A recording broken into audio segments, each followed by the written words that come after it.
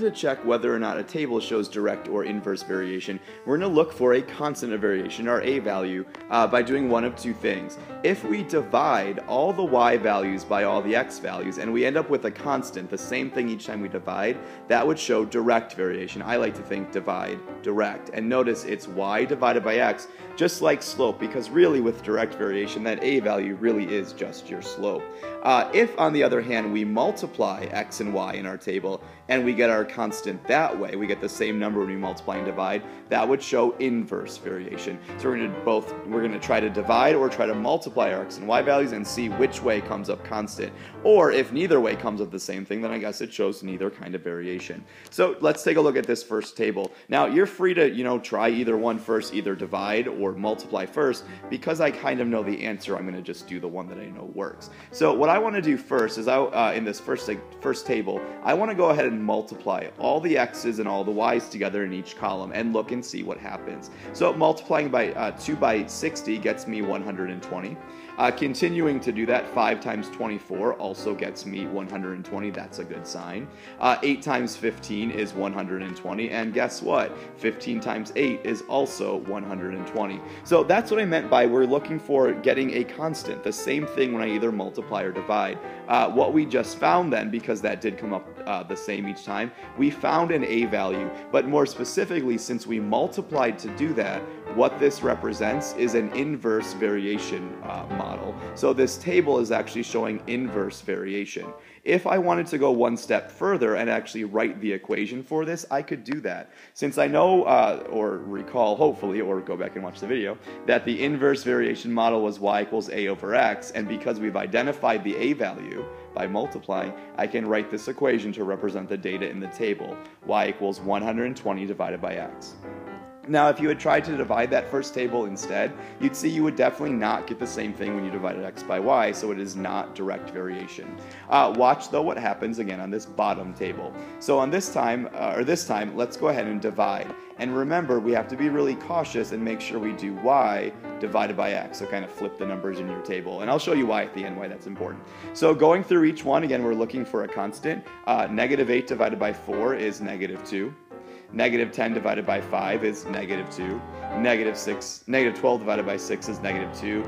Negative 2, all the way down the table. Every time I divide y by x, I get a constant of negative 2. So once again, I found my a value, and more specifically, because I found that constant by dividing, this table actually shows direct variation. Okay? If I wanted to go one step further and write the actual equation, recall from the previous couple videos that the direct variation model is y equals a times x, or in this case, since we identified a, we could say y equals negative 2 times x. Now, before we look at our application problem real quick, just take a look at what would have happened if you had divided incorrectly. Let's say you mistakenly did x divided by y, which happens a lot because that's the way the table's set up. So doing x divided by y, you get negative 1/2.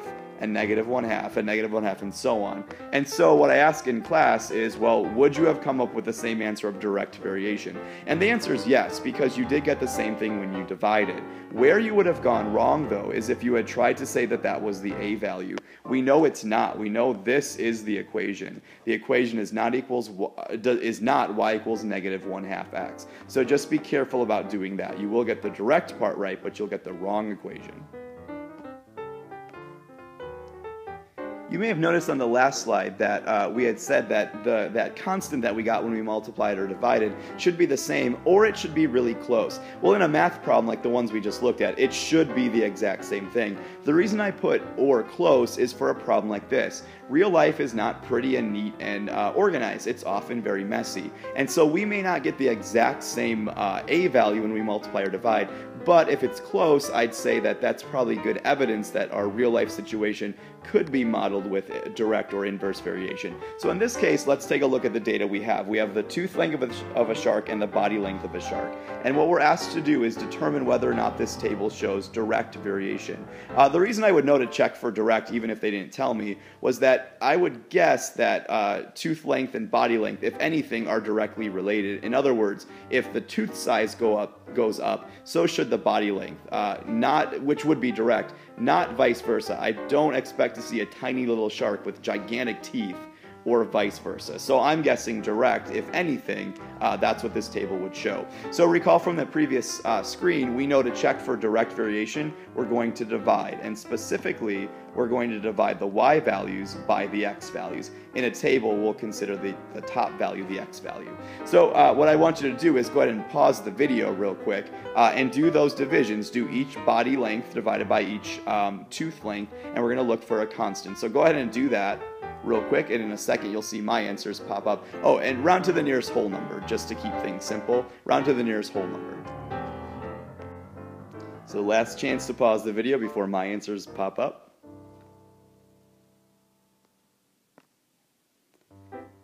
And so that's what I got when I divided. Hopefully you got the same thing if you did those. And so what I'm noticing is that they're definitely not the same number each time, but they're really close to being the same thing. And so like I said, in real life, we're probably not going to get the same exact answer, but I'd say that, yeah, this is pretty good evidence that there's direct variation. And I'd say something like, you know, if I had to pick an a value, I could, if I wanted to be really accurate, I guess average those together, but I'm just going to kind of go out and with my gut and say the a value is about 120. I know it's direct because I got that because I divided each time. So I'm going to say that, yeah, there is some evidence that is direct variation.